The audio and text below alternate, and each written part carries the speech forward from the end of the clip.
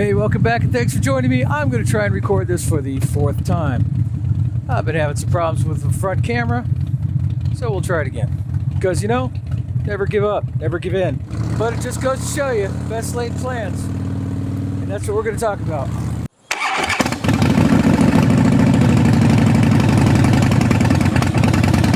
Hey, welcome back. I am so glad you're here. So glad to see your smiling faces. I watched a couple of videos from some other people, Mike Haley 7, I think Ed C. Stoney, and a couple others, that were talking about their riding plans coming up this year. And everybody makes riding plans when the weather starts looking like it's going to be okay.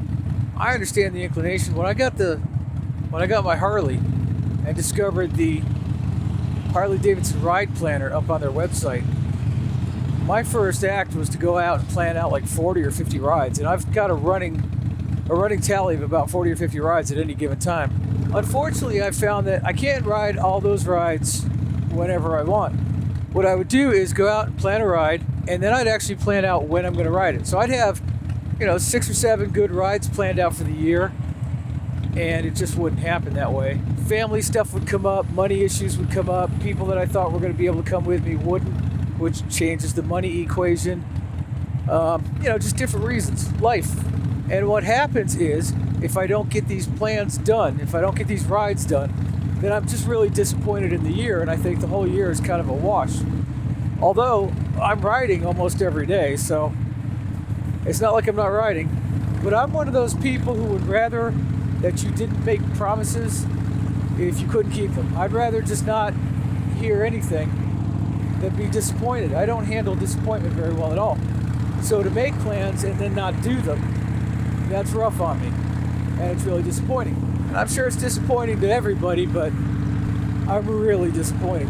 So I've kind of got to the point where I have this pool of rides that I want to do, and they go, like the Texas ride is one, Joshua Tree is another. Those were all supposed to happen last year, and I was really disappointed when they didn't. So I've got all these rides, and what I've started doing is not really planning, but finding out that if I have time off from work, I'll grab a ride, go do it. And that seems to work out okay. I don't get in a ton of rides, but I get in enough to where I don't feel like I missed out. So I generally don't plan out my annual rides.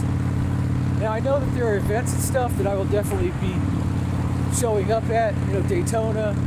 I don't know about Biketoberfest yet. The Smokeout Rally in Rockingham, North Carolina in June. I'll definitely be there. I'm considering Leesburg, although it's kind of close. The Congregation Show up in Charlotte is a must for me. I've got to do that one. And I really would like to get in the Texas ride this year. I've got to go up to Wheels Through Time at least a couple times. When I do that, I'll probably do the Dragon. But I've got to get up to Wheels Through Time because I have to drop off one of my books. And I'd really like to get back to Barber Motorsports. Last time we went, I kind of lost all the high-res versions of the pictures. And I'd like to go back again. And it's a fairly short trip. It's only 380 miles from here, something like that. About the same distance as it is from here to Daytona.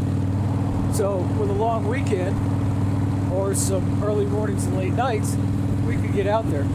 Now when it comes to planning individual rides, I'm a firm believer in planning. I really don't like surprises. I know some people can get out there and just ride, just go in a direction and be happy with it. And I don't really mind that, but it's not my natural mode of operation. I'm a planner. So I'll get out and I'll say, okay, I want to be at such and such a place. Here's my gas stop. I'm going to account for 10 minutes there. Here's the next stop, and I'll plan it out very meticulously. And I usually stick to that schedule.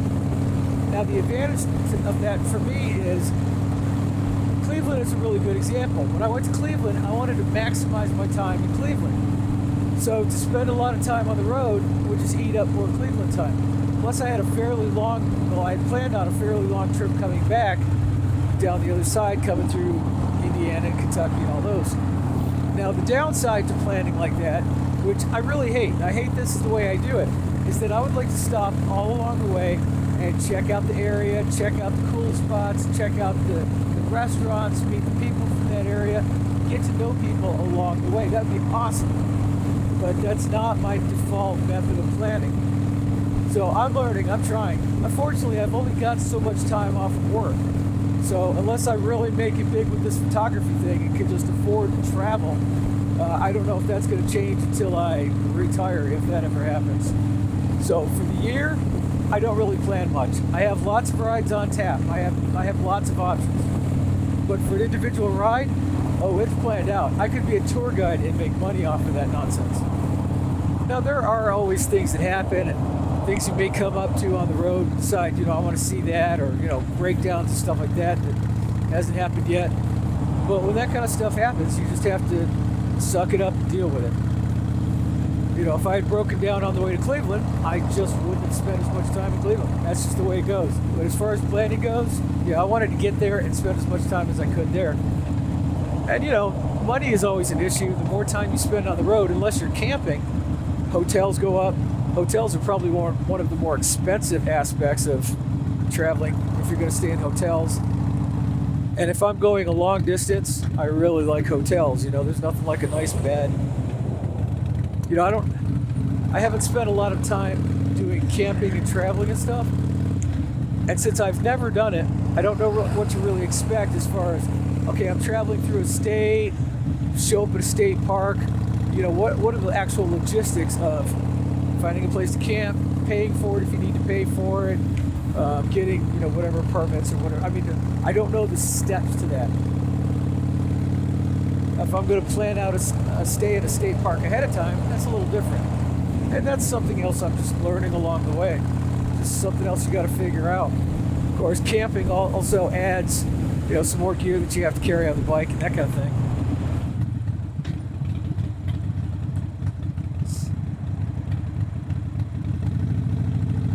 Well, this is me from not very far in the future.